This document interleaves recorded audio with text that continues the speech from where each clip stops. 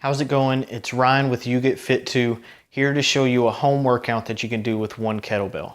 Okay, so for this workout, we're going to be doing kettlebell swings, rows, front squats, and deadlifts. Okay, before we go into the workout as a whole, I want to make sure our form is fine for each of the 4 lifts.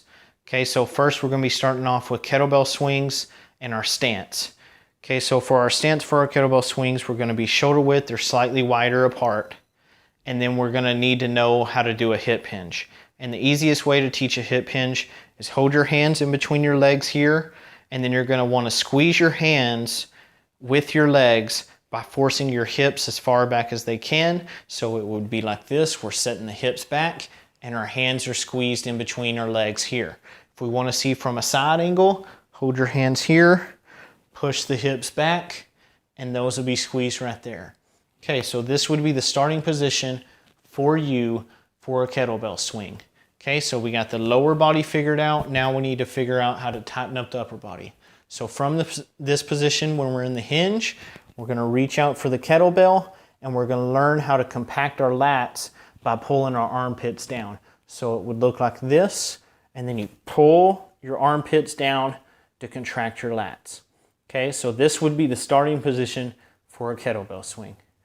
Okay, so once we're in this position and we got it ready to go, to initiate the kettlebell swing, you want to hike the kettlebell in between your legs like you would a football. So you would hike here, and then that would be the first part of the kettlebell swing. Once you hike it from there, you want to explode upwards with your hips like you're jumping, but your feet are staying planted on the ground. Okay, when you come up, you don't want to push the hips too far forward and round the lower back right here. You want to stay vertical and make a straight line with your body all the way up from feet, legs, abs, chest, head. Everything is vertical line, not leaning back, not leaning forwards. Everything's exploding like we were jumping. Okay? You want to control the kettlebell through the swing at a certain angle. There's no need to swing the kettlebell up over your head.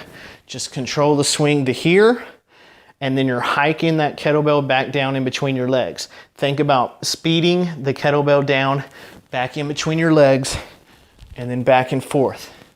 Okay? And that would be form for a kettlebell swing. Now let's go into a kettlebell row. The setup is exactly the same as the kettlebell swing.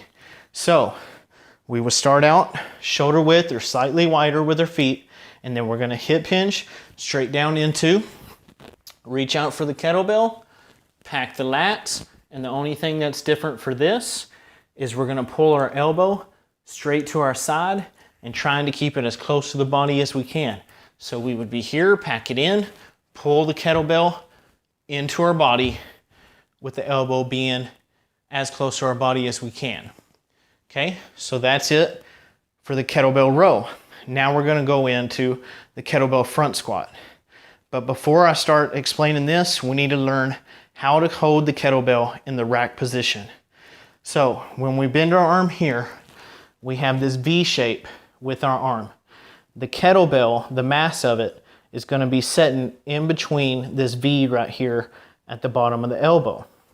Our wrist is a straight line, not hyperextended, and then not obviously turned in. We want a straight line with our wrist to make this V shape all the way up to support the kettlebell. Now, we want our hand to be tucked under our chin like you would if you were taking a boxing class. Okay, so it'll look like this.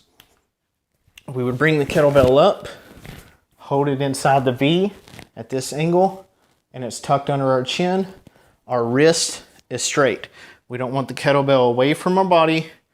We don't want it away this way. We want it setting right in that crease right there, and our hand tucked under our elbow. Okay, so for a kettlebell front squat, it's just like anybody would perform a squat before. Now, depth just has to be as much as your body permits. It does not have to be butt all the way to the ground and extending up. If this is what you can handle, that's what you're going to do. If 90 degrees is what you can handle, that's what you're going to do.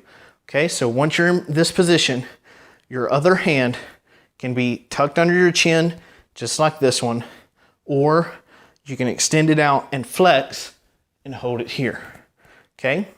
So that's it for the kettlebell front squat. Now, lastly, we're gonna do the kettlebell deadlift, okay? So, setting up for the kettlebell deadlift, you wanna get one foot lined up with the kettlebell. The kettlebell's a little bit in front of you. We're still gonna hip hinge the same as we did for the kettlebell swing and the row. We're gonna hip hinge here, and then we're here. Reach for the kettlebell. We're looking up to make sure we got that angle there. Then we pack our lats here, extend, and squeeze our butt cheeks to make sure that our hips come forward enough. Same thing as on the kettlebell swings, that we don't want to over-arch back here. We're vertical, straight up and down.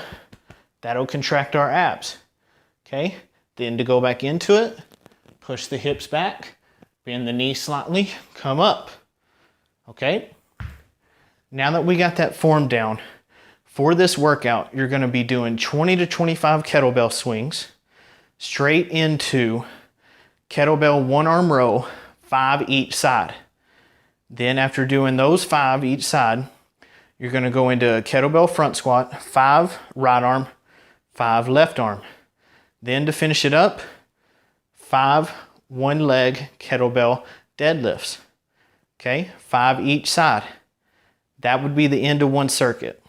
I would advise beginners to only do 3 circuits, intermediates to do 4, advanced to do 5, okay? If you want to do this workout with me, I have a separate video posted on You Get Fit 2 Facebook page and YouTube. That's going to go through the whole workout timed up along with me, okay? That's going to be it for me. Hope to see you soon. Hope to see you doing that video. Get your workouts in while we're at home. Have a good day. See y'all.